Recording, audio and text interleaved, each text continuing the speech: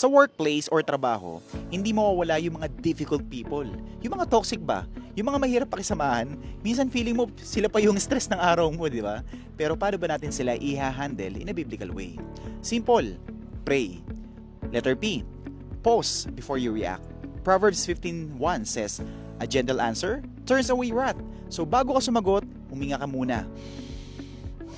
Huwag agad iinit ang ulo. Okay? Letter R, remember God's grace. Tulad mo, may flaws din sila.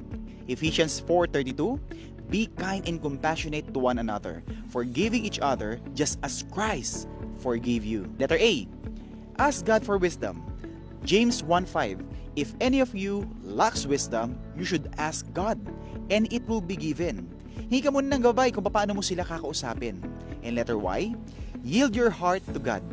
Surrender po natin yung pride po natin at yung pain po natin sa ating Panginoong Diyos. Siya ang bahala sa hustisya.